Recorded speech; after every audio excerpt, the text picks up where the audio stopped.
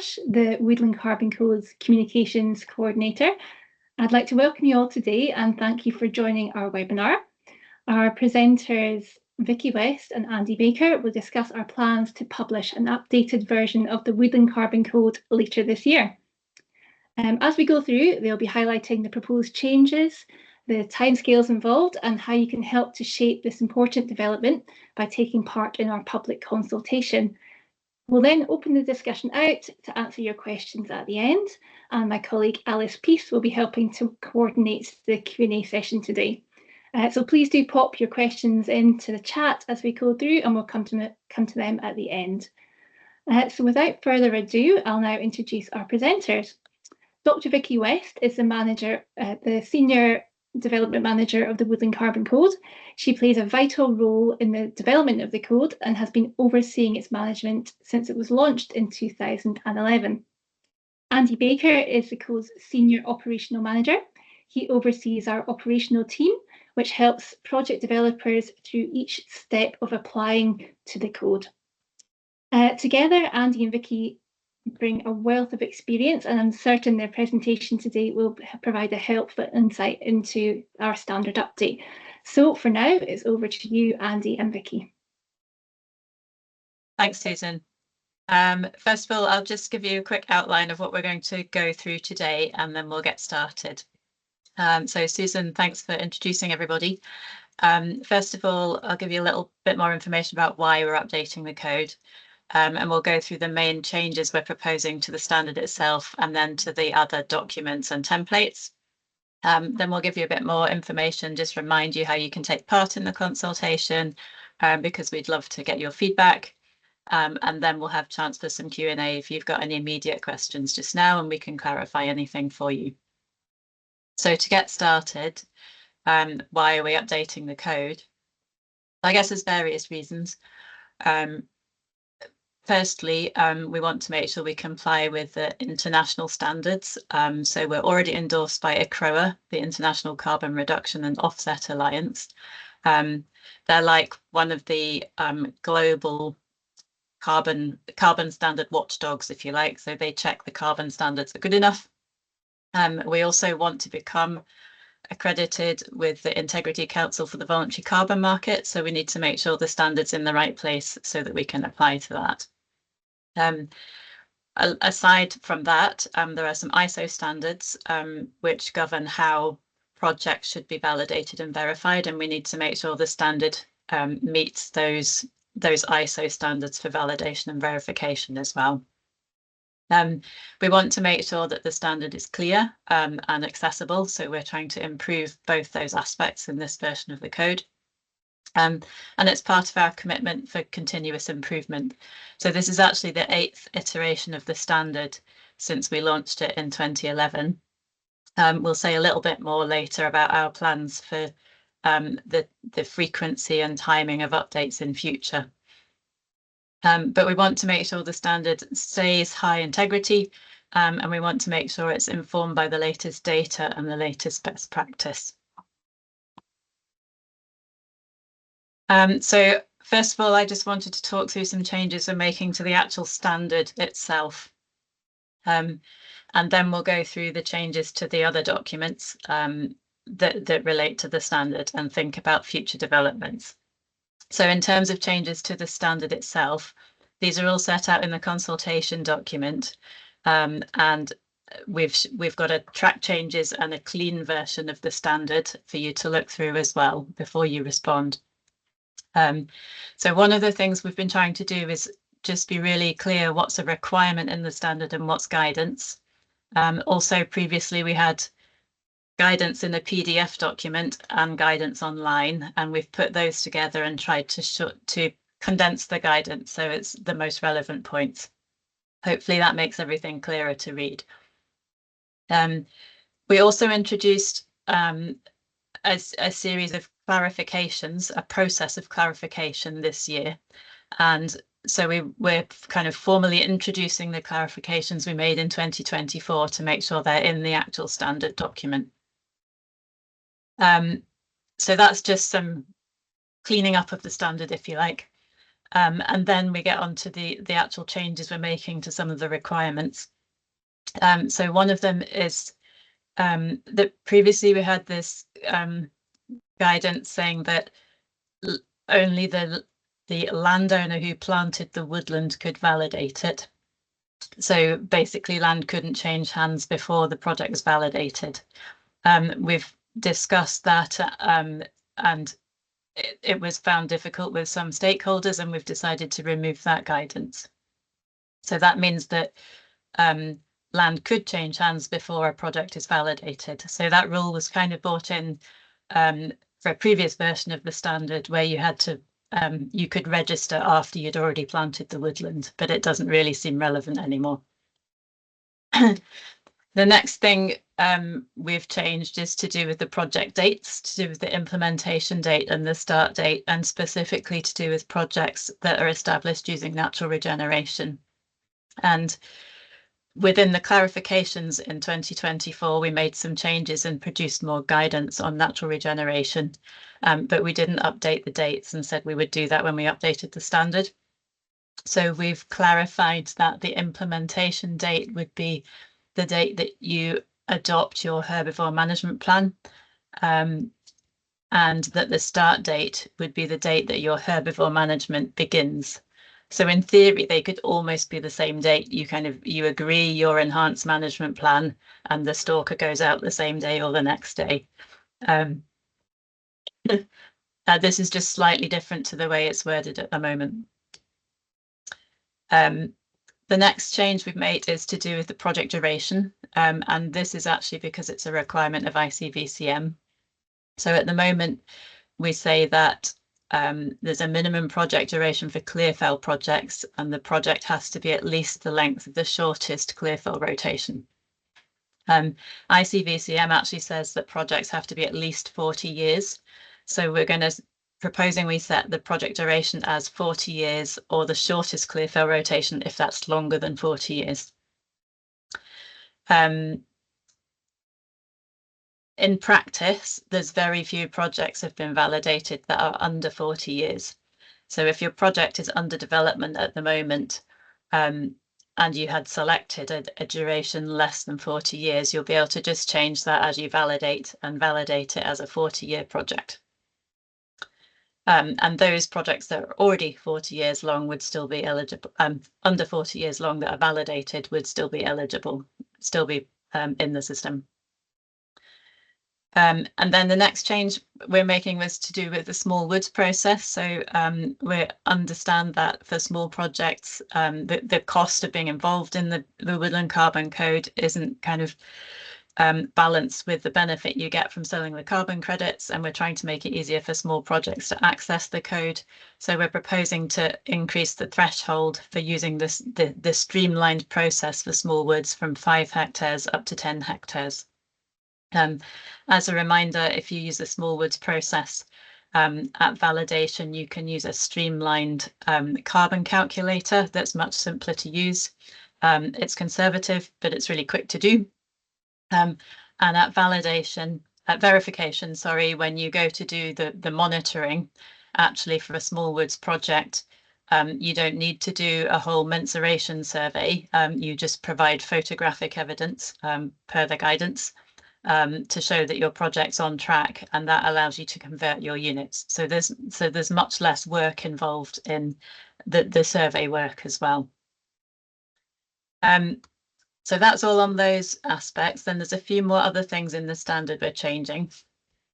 So one of those is we've been looking at projects on tenanted crofts or on common grazing land in Scotland.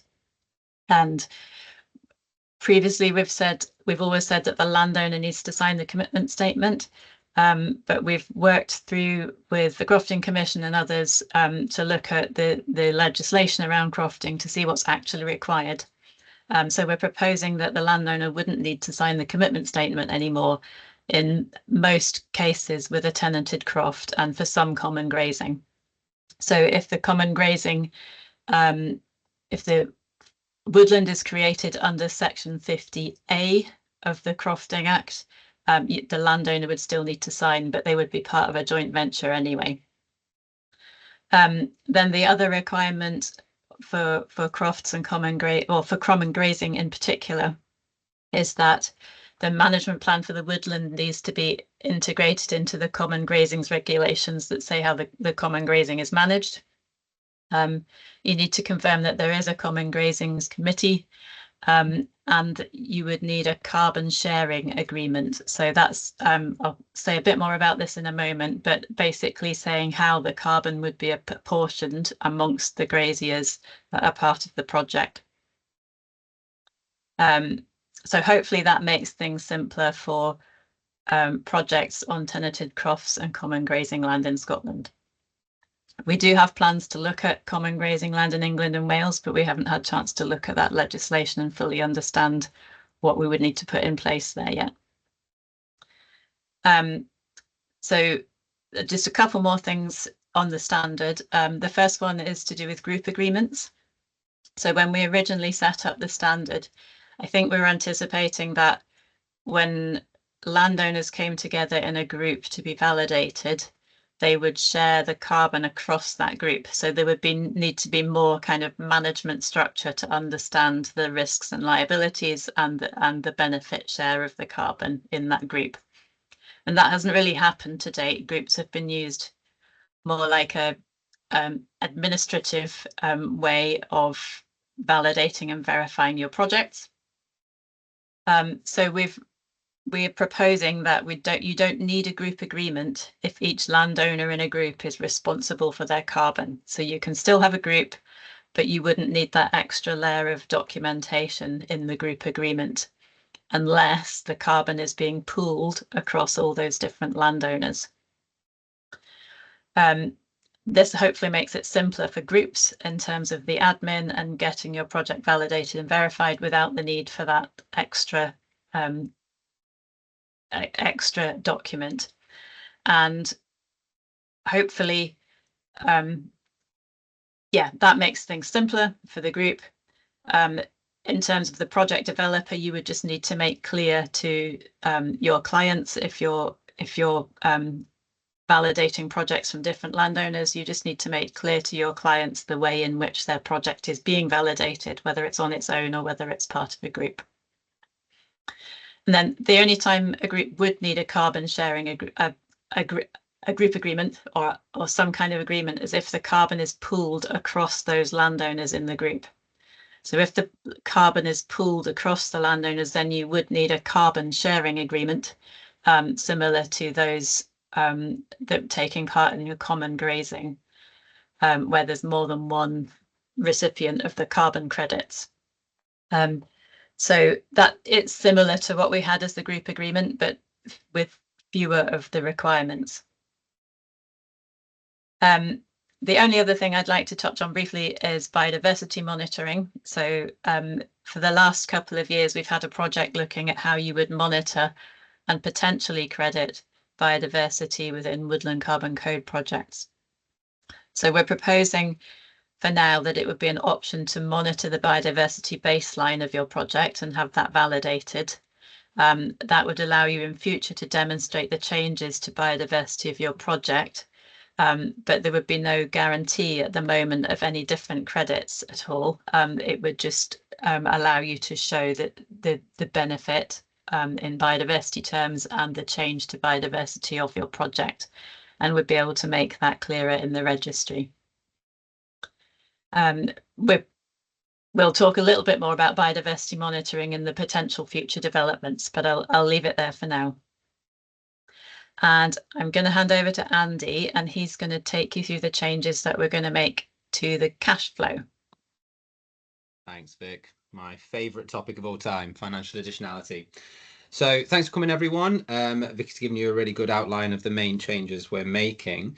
The cash flow is obviously a big one. And if you aren't aware, if you have a look in the consultation documents, you'll see we've released draft version 3. So I'd really encourage you, if you do have time, to download it, have a play with it, stress test it, see what effect the update has on your projects and how it changes things moving forwards.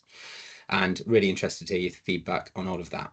So I thought I'd just give you a very quick run through of the main changes we're making. I'm not going to go through the cash flow like line by line because I'll bore you all to death. But for now, first thing we did was updated costs. So we increased those in line with inflation, which was about 13% over the last few years. And a lot of the stuff that we've done has been based on the feedback from the consultation that EY ran on financial additionality last year. So hopefully a lot of these things won't come as too much of a surprise. Now, insurance premiums, moving on from costs, have actually been slightly reduced. So the baseline insurance premium of £35 per hectare for both conifer and broadleaf projects has stayed the same. But what we realised after consultation with some insurers and with others in the sector is that we were almost doubling up with our insurance. We were insuring for both wind and fire for the entire duration of the project, when in reality, you're not going to be insuring for wind for a 3-year-old crop. You're not really going to be insuring for wind until year 20, if not year 30. So all we've done, the baseline at £35 per hectare has stayed the same, but we have reduced the 1% value of the crop to 0.5% value of the crop. And as I say, that's been based on feedback from insurers and from the sector. So hopefully that's more realistic. From what I've seen, we're still a little bit on the higher end, but I hope that this works all okay. But again, interested to hear your thoughts. Now, one thing we've also done is added fixed costs for all projects. So whereas before, for a variety of costs that we had in the cash flow, they were yes/no questions, and they were more there in the first place really to indicate that we are aware that there are these costs associated with projects, but we've essentially locked a lot of them to yes, all projects have, for instance, ongoing management costs. All projects need to plan and design their woodland, and there'll be costs associated with that. So rather than it being a yes/no, it's just we acknowledge that all projects have these costs. Now, an interesting one of those is insurance. Now, some organizations don't generally insure, or some landowners choose not to insure. But our decision to lock that as yes was based on the fact that people will either insure their woodlands or they effectively self-insure. So if, God forbid, there was a catastrophe and a project did need to be restocked, they'd be having to pay out of their own pocket to do that.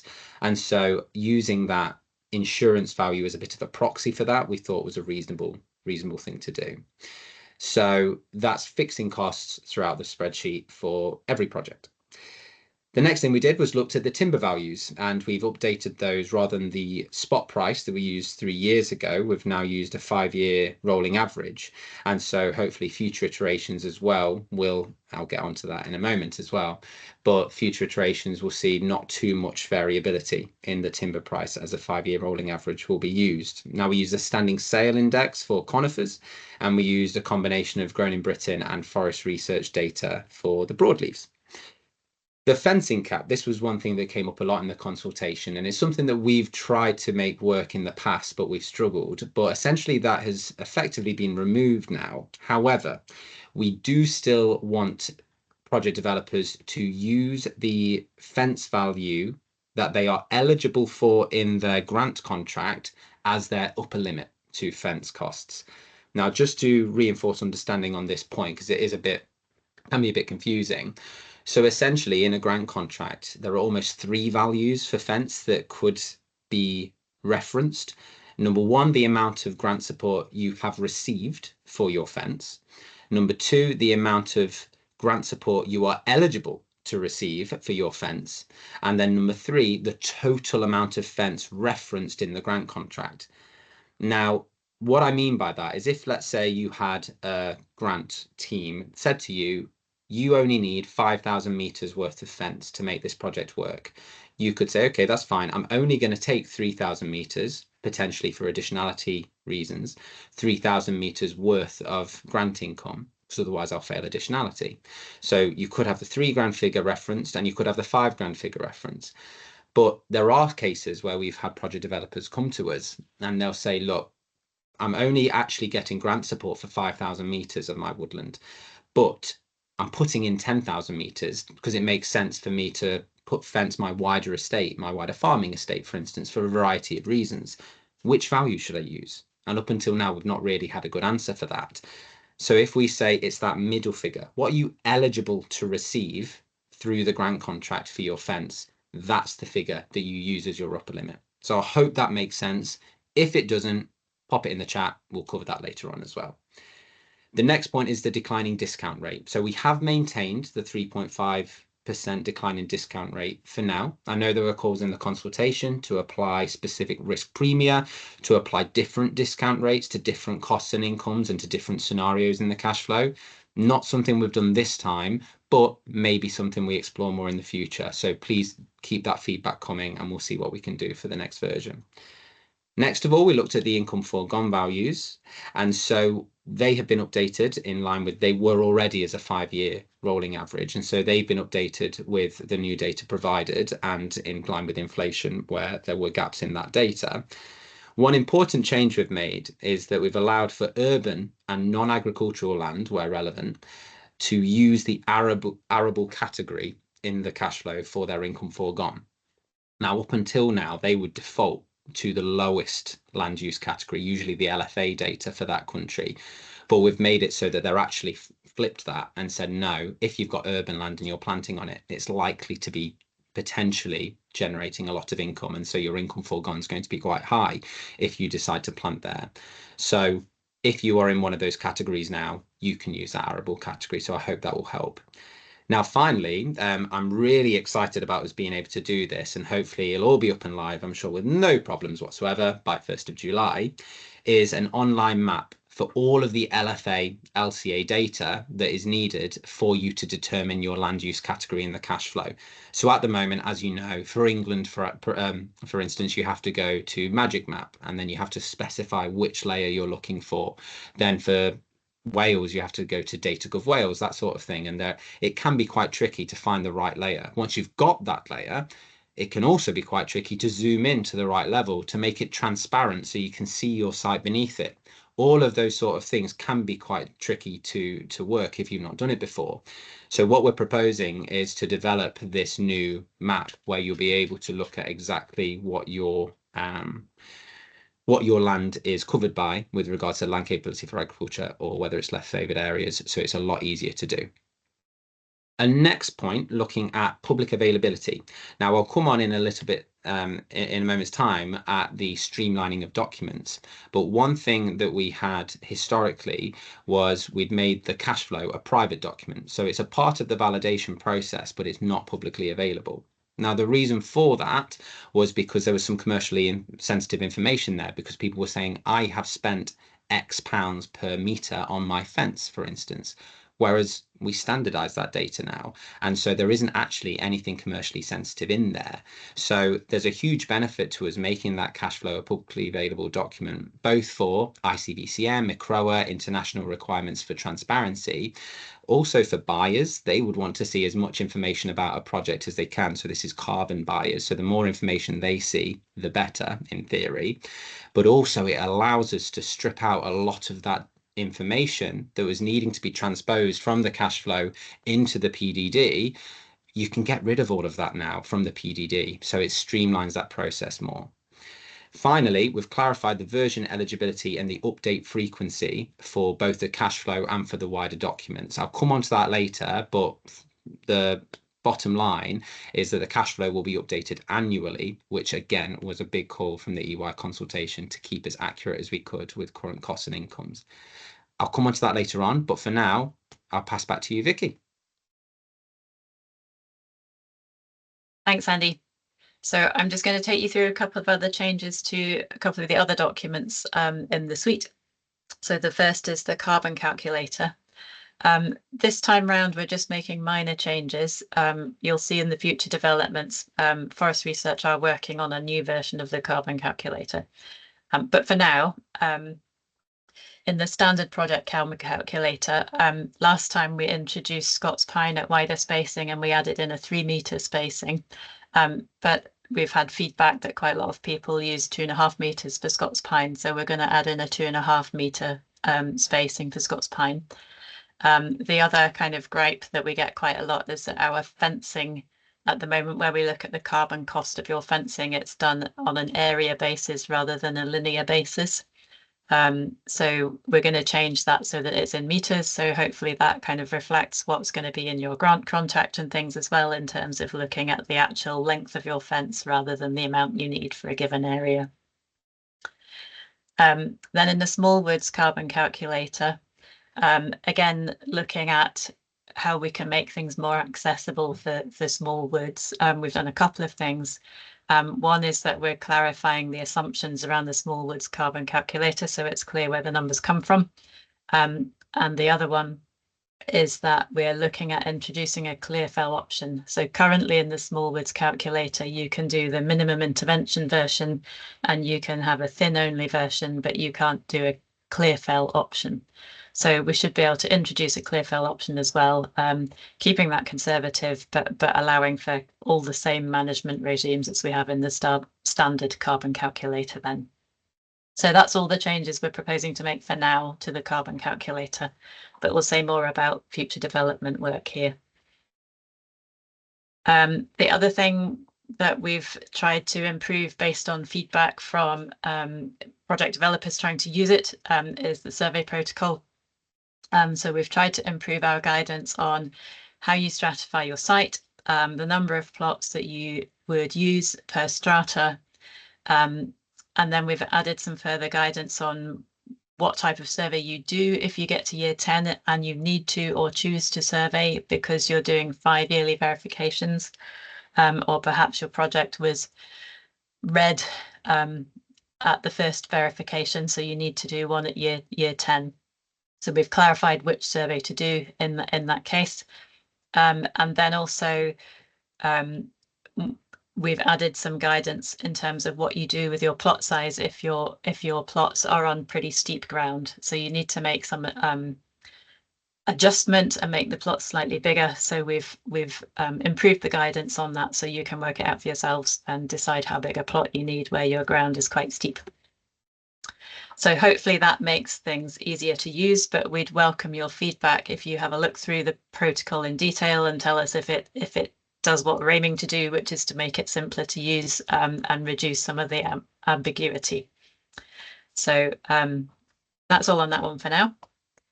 I'm going to hand over to Andy again, and he's going to talk you through the other documents. Lots changing. The remaining ones. Thanks, Vic. So yes, I mentioned before with relation to the cash flow, that one thing we've tried to do is streamline as many of the documents as we possibly can.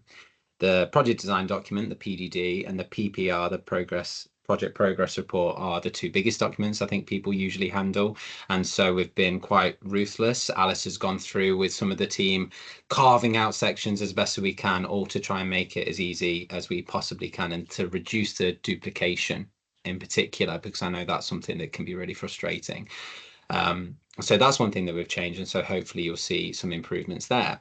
We've also introduced a few new templates. This isn't, we're stripping some stuff down, adding new stuff, purely to make things easier, I promise. So the commitment statement, for instance, we don't have a current template commitment statement. So I hope that's going to be something that's really useful for people just to pick up and use for every project they need. Remedial plan. So we are in the situation where if anyone is in an amber or red situation of verification, or if they've had a loss event, that they're not entirely sure what they want from us essentially for information on what we're going to do. We're going to beat it up. What was the issue? That sort of thing. And I know that different grant schemes were asked for different things in each country as well. And so we've got now a standardized template remedial plan for people to use. So I'm hopeful that will really be useful for people as they go. And finally, the survey plan. Now, this at the moment is part of the monitoring report, and you have to have a survey plan in each of your monitoring reports for each strata, but we've essentially stripped that out of that monitoring report. And so now there's a standalone survey plan document, so you won't have to have that again, that repetition. Now, finally, just wanted to touch on some new procedures, guidance for changes to your project, because at the minute, again, it's not entirely clear. My landowner has changed. Who do I tell about that, and how do I go about doing that? Do I just let the code know? Can I wait until the next verification? Again, not clear. So what we've done is we've got now a online project administration form. Now, this will be for those general, just administrative changes. So it'd be a new landowner, a tenant, a project developer has changed, something like that, that isn't materially changing the project in any way. It's just an administrative update more than anything. So very easy to use. Natalie and our team has done a great job of updating that online. So hopefully that'll be something that people can use really easily to acknowledge any changes to their projects. Now, a bit more radical than that is a project reconfiguration form. So in an example, for instance, you have a landowner and they pass away and they pass their land to their 2 children, but the 2 children don't want to jointly own it. They can't really jointly own it because we need a single landowner commitment statement on that. And so they split their project in 2. At the moment, that's really quite tricky to do, because if you've got carbon assessed over the whole project, some of the carbon has been sold. Well, who's liable for the risk of that not being delivered, and who gets which carbon, who gets which part of the scheme? Are they both eligible for the code, that sort of thing? And so a project reconfiguration form is a little bit more comprehensive and allows you to go through that process, and will obviously be there to help every step of the way. But again, hopefully that's something that people can point to now and know that's the process I go through. And finally, the group structure itself. So Vicky's already mentioned reducing the requirement or eliminating the requirement in most cases for a group contract, a group agreement. What we're also looking at doing is making the group structure clearer. And so if you, for instance, had 2 groups of 4 at the moment, it doesn't look as though they can really be merged together. But what we're proposing is to allow a lot more flexibility there. So if you wanted to merge 2 groups, if you wanted to add a project, remove a project in future, that's all doable, so long as they still meet the requirements for eligibility for group schemes. For instance, the project start dates being within 2 years of one another. That's the sort of thing we're talking about. But I know for a lot of people, groups can be really effective at driving down costs and making a project that wouldn't have been viable. And so this is something we're trying to improve to make it easier to access, basically. Next slide, please, Vicky. So now just looking at the timing and frequency of updates. So I mentioned this back when we were talking about the cash flow. So all well and good having a new cash flow, but how often are you going to update it? Which version can I use? How long can I use this version for, that version for? All really important. So cash flow aside, the standard and all of the documents, excluding the cash flow, we are proposing to update every 3 years, unless a more regular update is required. For ICBCM or ICROA, BSI, something quite radical will be needed for us to go sooner than that 3 years. But that is what we're aiming for at the moment, give a bit of predictability and stability, if nothing else. The cash flow, however, we're proposing to update annually. So that's to keep on top of costs and incomes and make it as relevant as possible. And again, this was something from the EY consultation that a lot of people came back asking for. Clarifications, they're hopefully going to come in as and when needed. And they are essentially what it says on the tin there. It's clarifying a point in the code. It may be a bit of guidance that's a little bit ambiguous and we are clarifying our position on this or that. They're not going to be radical changes to the code, but we will have those in place as and when needed throughout that, hopefully, 3-year period. Transition periods I'll come on to in a moment, because the next slide will explain that a little bit more visually. But importantly, the metrics that we use to determine version eligibility will be different for the cash flow to all of the documents. For the cash flow, the metric we will use will be the project implementation date. So essentially when work begins on site, whether that be fencing, ground prep, tree planting, management plan, the herbivore management plan, as Vicky described earlier for Nat Regen projects. That is the metric that will determine which version of the cash flow you use. For all of the documents, it will be based on your validation submission date. We will provide a little bit more information on exactly what we mean by that later on, but essentially that's when you submit your suite of documents to the validators, quite simply. Next slide, please, Vicky. So this gives you a bit of an idea as to what we're proposing for future updates to the cash flow and to all of the documents, and which version you'll be able to use for each. So essentially what we're trying to do here is from July 1st onwards, so taking a step back, any project that has already started planting will use version 2.2.1 of the cash flow, because you've already made the decision to plant based on the cash flow that's been available. However, for any scheme that starts planting or starts work on site, importantly, from 1st of July 2025 onwards, we'll be able to use version 2.2.1 or version 2526, which is version 3 that we've just released that's on the website now. The theory here is that each year that we release a new updated cash flow in July 1st, you will be eligible to use the version that is currently live at 30th of June, for instance, or the version that's released on the 1st of July. Now, this is to allow you to plan for the season ahead with confidence. You don't want to be in a position where you've designed a planting scheme with your grant teams for 25-26 planting season. We introduce new cash flow that actually makes it a bit more difficult to pass, and so you need to give up more grant income or redesign your scheme slightly, and you're scrabbling about for 3 months trying to make that happen. That's not what we want. We want you to be able to plant with confidence, buy trees, whatever else, with confidence for the season ahead. So there will always be 2 versions that you will be eligible for based on when your implementation date is, and it's illustrated there. For the standard, that is going to be slightly different. There will be simply a 1-year transition period. Now, this is more for, I have completed all of my documents in June using version 2.2, my PDD, my monitoring report, whatever stage you're at, for instance. We release a new version. We say, right, you've got to transpose everything over to the new version. You have to change it. There's no transition period. That's not what we want to do. We want to make it so you can say, well, I've filled all of this out now. Can I just still use this version? Yeah, of course you can, for a year. Once that year has passed and we get to 1st of July 2026, you will then have to use the version that we'll be releasing this year. So I hope that clarifies why we have a bit of a difference between the two and what those differences are. Next slide, please, Vicky. And I think that may be back to you. Yes, it is. Thanks, Andy. So we've kind of summarised there the whole load of changes we're proposing to make to the standard and the documents around the standard. And Andy's just explained the timing in terms of when things would come into play. Another part of the consultation, we've kind of outlined some areas that we hope to develop in future. We've just given a little bit of information about each of these ones on the slide. And what we're hoping that you will do is help us rank them in order of importance in terms of our work over the next couple of years. So very briefly on each one, we'd like to improve the way we monitor woodlands using remote sensing. We've talked about small woods already. We want to see what else we could do to make the code more accessible to small woods.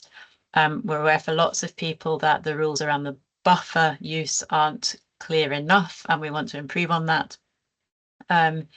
As mentioned, we're making small changes to the carbon calculator, but Forest Research are also working on a new model for biomass, as well as they've done lots of work on soil carbon so that we could have better soil carbon prediction and potentially a way of monitoring soil carbon in future. So that's another one there. Some of you might be aware that we're re-tendering for the registry contract at the moment, so we may have a different registry provider in future, and hopefully an improved registry and improved tools to help with workflow as projects go through the process, and managing our documents as they go through the process to make it simpler for everybody. I mentioned biodiversity already.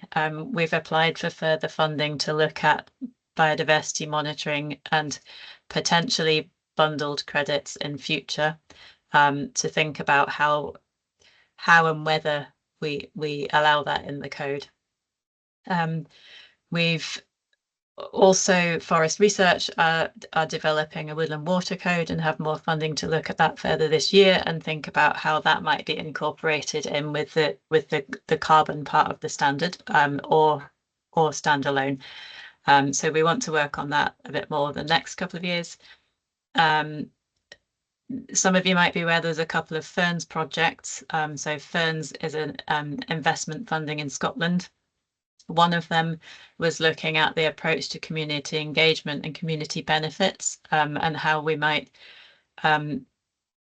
how you might come up with some requirements for projects so that you can consistently assess their level of community engagement or the community benefits provided by the project. So we need to kind of review that work that's gone on over the last year and consider whether or not to incorporate any of that into the standard. I see the BSI Nature Market Standards has been mentioned in the chat. So thinking how that relates to the BSI standard for communities as well is important. There was another Ferns project that was looking at what was called the whole farm approach. So thinking how you might integrate your woodland, peatland, hedgerow parts of work going on your farm, and how you might get them validated in one go rather than doing them individually to different standards. So again, thinking through that approach and see if there's any cost savings we can manage for everybody through some kind of integration. And then the last one on our list is looking at potential models for investment in pending issuance units. So we're aware for some landowners, they really need some of that income from carbon upfront to enable the project to be viable.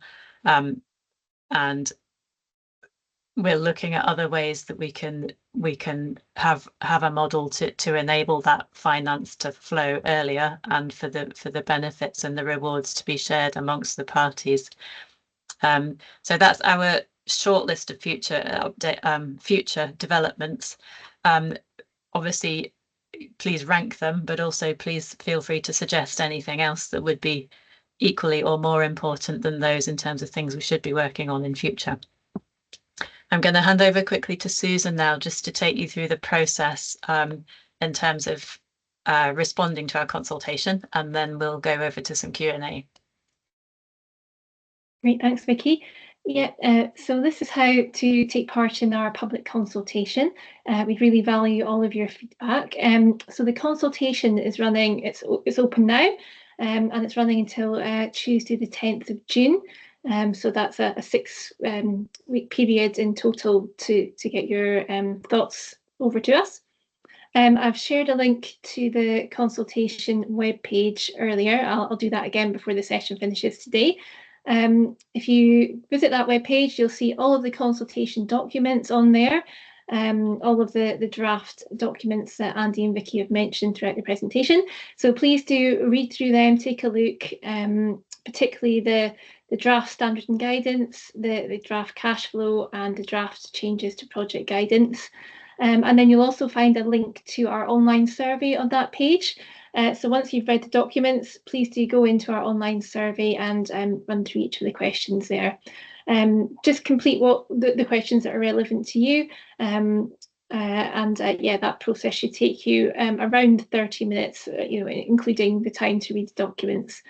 If you have any questions at all about any of the proposals or the consultation itself, please do get in touch. It's our usual email address, which is on the slide there. So once the consultation is closed on the 10th of June, we'll be reviewing all of that feedback and incorporating what we can into the standard. We'll be publishing feedback from the consultation as well as our new standard at the start of July. So please do keep an eye out on our communications channels for the updates on that. We'll also plan another webinar just to talk through the final changes and how that will all work. Again, that will be early July, so do keep your eyes on our newsletters, our LinkedIn account and our website for details on that. So that's basically how to take part in the consultation. I think now we've got some time for questions, so I'll hand over to Alice, who's going to read out the first question. Thank you. Hi everybody, so we're moving over to the questions and answer part of the webinar now. If you have any questions, do pop them in the chat and Susan and I will ask them on your behalf. It looks like there's some questions in the chat already. So our first question came from Eleanor Harris, asking about biodiversity add-ons, which have caused problems for global carbon schemes like REDD+, and how are we assessing the risk that biodiversity plus options will cause ordinary carbon projects to be regarded as bad for biodiversity or risky for biodiversity? Shall I take that one? So I guess at the moment we have the woodland benefits tool. So that is a tool that sets out the potential benefits of Woodland Carbon Code projects in 4 aspects, one of which is biodiversity. So all projects use that tool to look at their potential benefits. And at the moment, we're not saying to anybody that we will generate any biodiversity credits or bundles at all. All we're saying is that you can monitor, if you want to, you can monitor the baseline and you can get that validated to show your baseline so that you have the potential in future to look at biodiversity, the biodiversity change within your project. As I said, we're trying to do more work in this area. We've applied for more funding, and we really want to understand those the potential benefits, the potential risks before we commit any further to actually enabling any kind of bundled or stacked credit. So hopefully that's enough for now. But just to say all we're doing for the moment is saying if you want to measure the baseline, here's a methodology to do so that everybody does it in a consistent way if they do want to do it. Great, thanks, Vicky. We have another question from Gavin, who says, I have raised this with Andrew in the past about adding IRR and EAA to the NPV cash flow for additional information. Is this something of assistance to decision makers when assisting Woodland Carbon Code predicted cash flows? Andy, yeah, you might just want to help with the acronyms there as well, please. Gotta love an acronym, Garen. I love it. So for the net present value, the NPV, that's what we currently use, which essentially just says how much money is over the next 100 years if we discounted it back, and we're basing that's what that discount rate is referring to. It's a time preference of money. I prefer to have £10 now than £100 in 50 years, essentially. So that's what we use as a net present value. But the internal rate of return, the IRR, and the equivalent annual annuity, which is EAA, they're 2 different metrics you can also use. So Garen, I mean, this is what's really useful to know in the consultation. If people think that, you know what, the metric you're using at NPV isn't as good as IRR or EAA, or it's just useful to have those there as well, just for information purposes, please let us know that in the consultation. We did a lot of work on this a few years ago when we first decided to use NPV as the metric to determine whether or not a project is additional, and that was decided at the time to be the most appropriate. But if a different metric was selected as being better, or it was just useful to have more there, please let us know in the consultation. I'm by no means EAA IRR expert, so I wouldn't claim to be an authority on that, though. Well, thanks very much for that, Andy. Another question, also back in the kind of area of standards, credits, alignment, and stacking, we've got from Rhiannon, who's asking, given the recent release of the BSI Flex standards for nature markets, what are our thoughts on how this will develop Woodland Carbon Code projects? And is the Woodland Carbon Code exploring opportunities for alignment with stacking and bundling? I'll take that one as a starter. So as we said, in the future developments, we are looking at things like what requirements we could have for community benefits, and what requirements we could have for water or for biodiversity. At the moment, we don't allow stacking, and there's various things that would need to be in place if we wanted to either have a bundled, an explicit bundle or separate credits.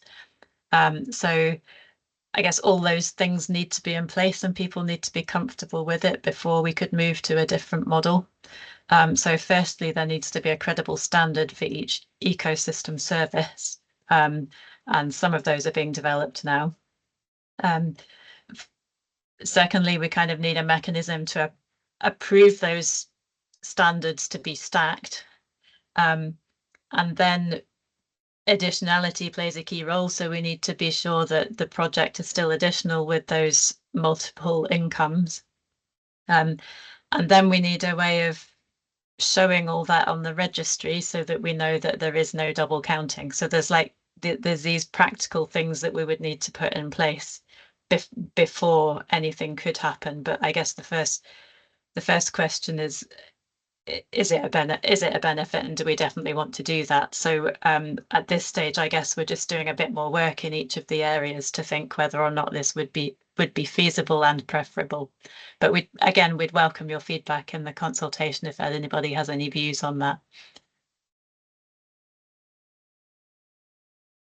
Thanks, Vicky. A question from George. Do you anticipate that in making the proposed changes to the standard that it will be then eligible under ICVCM core carbon principles, or are you anticipating that further changes may be required in the future to meet their requirements? Do you want me to do that one, Andy? Feel free.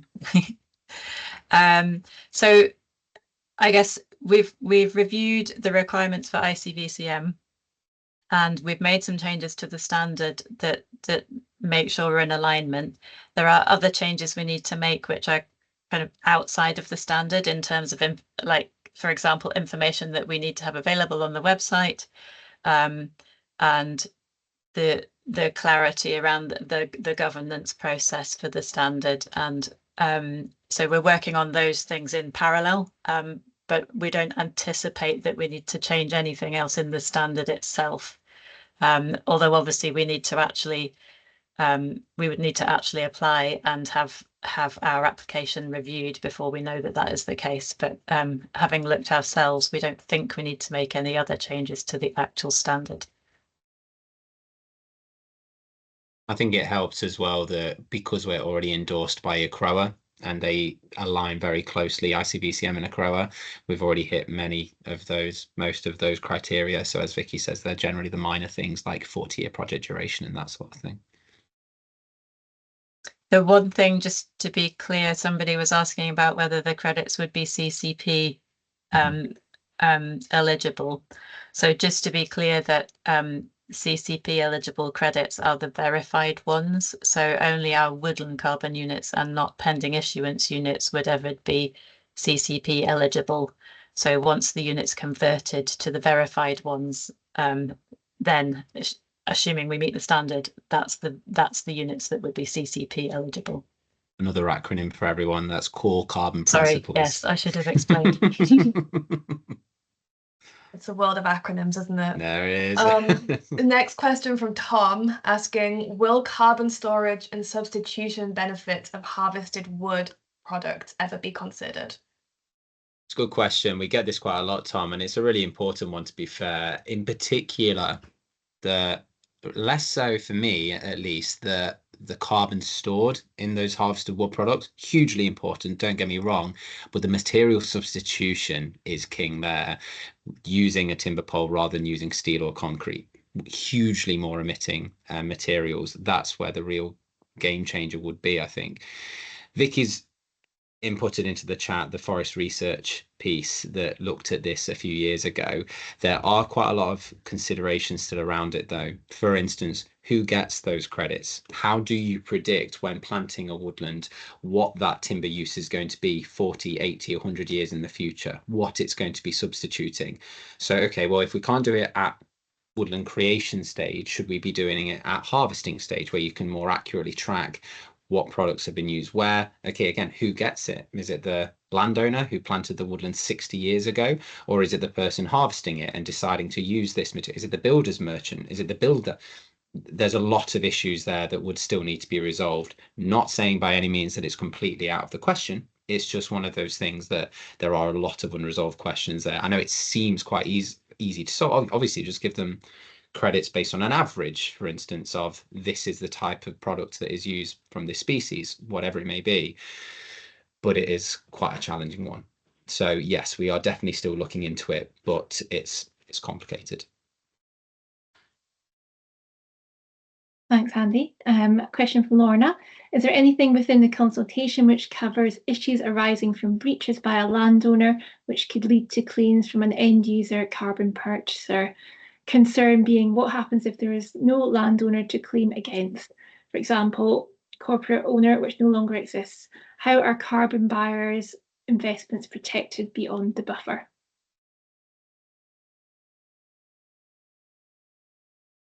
Interesting one. So I'll cover it. I don't really know what I can say on this one, Lorna. One thing to note is that we have recently introduced a template carbon buyer-seller contract for both PRUs and for WCUs. And so this lays out quite clearly what the liabilities and responsibilities are for each party. And so we've had some good feedback from that, that's going to be really useful for people using the code. But in terms of breaches by a landowner, they have to sign up to the landowner commitment statement. The woodland is monitored via verifications every 10 years as a minimum. So we do have quite a lot of involvement with the landowner for the entire duration of the project. So if there are any risks, and that could be social risks, if we thought we can't get hold of this person, it's really struggling to get access to site or whatever it may be, leading to an issue to that carbon permanence question, for instance, then we would flag that project as red at the verification, which would allow us to then potentially cancel those units if needed, if there was a breach. So we have mechanisms in place to handle breaches or to handle people not fulfilling their obligations. But in terms of, how a carbon buyer's investment's protected, this is where savvy carbon buyers will often buy from a portfolio of different projects. They may buy carbon insurance. I know there are a lot of different insurers out there looking in this space at the moment to protect the carbon credits that they've bought and the carbon claims that they've made as a consequence of those. So there's a lot out there that's developing at the minute. Nothing is as robust as we'd like it to be, but we're moving in the right direction. Thank you, Andy. Our last question for now is from Chris, unless any more come through in the next minute or two. Chris is asking, if we want to get small projects involved, we need an inexpensive process for them to follow, and how do we suggest we could help that? So I guess we already have this Smallwoods process in place where there's a simplified carbon calculation, and at verification, the main saving is that you can use photo evidence of the growth of your project rather than having to go and do a whole mensuration survey. We also have the option for all projects that, provided your project looks like it's on track, there's a couple of rules around it you need to check out. Provided your project's on track, you can self-assess rather than verify. And the kind of the balance there is, okay, it's cheaper for you to self-assess and it's less robust, but we won't convert your units from pending issuance to Woodland Carbon Code unit. So that's a number of things already in the process. As we've just outlined, we're hoping to increase the threshold so more projects can use the Smallwoods process. There are wider changes in terms of looking at remote sensing where we might have better information available. But as you'll see in the consultation, one of the questions is, well, how, which of these things are important for the future looking at Smallwoods? And I guess I'd put the question back at you. If any of you have any suggestions how we could make the system more streamlined and quicker and easier for small projects, then we'd love to hear your suggestions and input, and then we'll try and work out what else we can do, what else is feasible to incorporate in, so that we can kind of achieve that goal and help keep enough integrity but make it streamlined enough that those small projects can take part. And it's just trying to balance those two, really. Thanks, Vicky. Okay, so we're coming to the end of our hour-long session. So I just wanted to thank everybody for attending and thank our presenters today for the excellent presentation. We'd really value your feedback on today's session. So I'm just going to share a poll in the chat now. If you could take a second to complete that, that'd be very welcome. Okay. And yes, so before we finish up, I'd just like to highlight that there's 3 other forthcoming webinars which you may be interested in. The first is being run by Rethink Carbon. That's one of our CivTech partners. That session will discuss how the CivTech team are exploring how technology can enhance the administration, measurement and prediction of carbon performance for Woodland Carbon Code and Peatland Code projects. That webinar will take place in around 2 weeks later this month. The second is one of our own webinars. This will be taking place in June, and that's on the topic of tax and Woodland Carbon Code and peatland codes. We'll have some tax experts presenting on that one. And lastly, we'll also, as mentioned before, be hosting a webinar once our new standard has been implemented to talk through the changes there. So that will take place in early July. So please do look out on our website, our LinkedIn account, and also in our newsletter for details of all those sessions. But yes, all that's left for me to do now is to thank you all again for your attendance today and to thank our speakers, and please do get involved in our consultation. Thanks everyone, take care now, bye-bye.